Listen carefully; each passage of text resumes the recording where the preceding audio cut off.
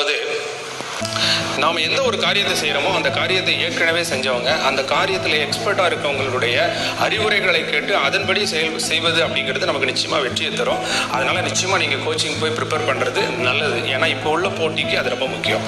எண்ணி துணிக கருமம் துணிந்த பின் எண்ணுவோம் என்பது இழுக்குனார் வள்ளுவர் இல்லையா? நம்ம ஒரு காரியத்தை செய்கிறதுக்கு முன்னாடி அந்த காரியத்தை முழுவதுமாக ஆராய்ந்து விட்டு அந்த காரியத்தை நம்ம செய்யணும். என்ன சார் ஆராய்ச்சி அப்படின்னு சொன்னால், நீங்கள் பிஜிடிஆர்பி கிளியர் பண்ணணும் முடிவு பண்ணிட்டீங்கன்னா முதல்ல எண்ணுங்க. அதில் வெற்றி பெற என்னெல்லாம் வேணும்னு எண்ணுங்க. ஒன்று, அதற்கு தேவையான அத்தனையும் உங்களிடம் இருக்கிறதா? சிலபஸ் இருக்கிறதா? ப்ரீவியஸ் இயர் கொஸ்டினை பார்த்தீங்களா? உங்களுடைய பலம் பலவீனத்தை அறிந்து கொண்டீர்களா? உங்களுக்கு தேவையான அளவுக்கு புத்தகங்கள் இருக்கிறதா? அதை கூட ஒரு திருக்குறள் அற்புதமாக சொல்லிடலாம். பொருள், கருவி, காலம், வினை, இடனோடு ஐந்தும் இருள் தீர எண்ணி செயல்னார் வள்ளுவர்.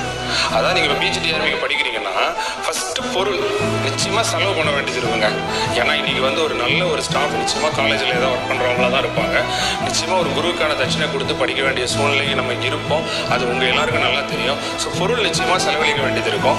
அதுக்கு நீங்கள் தயாராக இருக்கீங்களான்னு பாருங்கள். ஏன்னா என்கிட்ட கூட ஒரு பொண்ணு கால் பண்ணி கேட்டுச்சு, சார் நான் எம்எஸ்சி பிஎட் மேக்ஸு, நான் ஆல்ரெடி டிஎன்பிசி குரூப் 2க்கு சக்ஸஸ் பண்ணுற நிலைமையில் இருக்கிறேன்.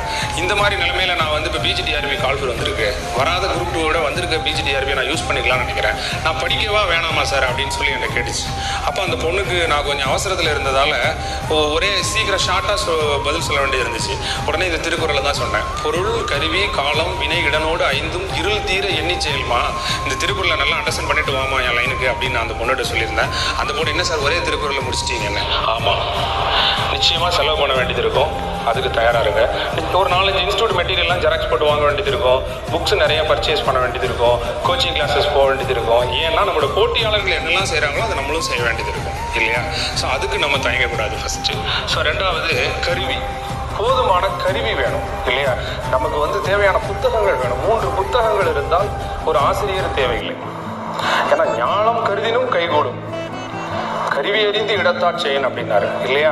ஸோ அப்போது உலகத்தையே வெல்லணும்னு நினச்சா கூட அந்த கருவியும் இடமும் சரியாக இருந்ததுன்னா நம்மளால் வெற்றி கொள்ள முடியும் இல்லையா? அறிவினே என்ப உளவோ கருவி அறிந்து இடத்தாட் செய்யும், காலம் அறிந்து செய்யும் அப்படின்லாம் நம்ம திருக்குறள் படிச்சிருக்கோம் இல்லையா? அதனால் நம்மளுடைய காரியத்தில் நம்ம சக்ஸஸ் ஆகணும் அப்படின்னு சொன்னால் நிச்சயமாக தேவையான செய்பொருள்கள் இருக்கணும். இது ரெண்டாவது கருவி. ஸோ மூணாவது, போதுமான காலம். நிச்சயமாக காலம் நமக்கு இந்த 4 மாத கால அளவு பிஜிடிஆர்பி கிளியர் பண்ண தாராளமாக போதும். நீங்கள் போட்டியை அனைத்தையும் வெல்வதற்கு இந்த 4 மாத காலம் தாராளமாக போதும். அடுத்து வினை. நம்ம எப்படி செயல்பட போகிறோம், எப்படி டெஸ்ட் எழுத போகிறோம், எப்படி ப்ராக்டிஸ் பண்ண போகிறோம். ஸோ நம்மளுடைய டெஸ்ட் பேட்சுங்கிறது அதில் வினையில் தான் இருக்குது. ஏன்னா நம்ம என்ன தான் ப்ரிப்பேர் பண்ணாலும் டெஸ்ட்டை ப்ராப்பராக எழுத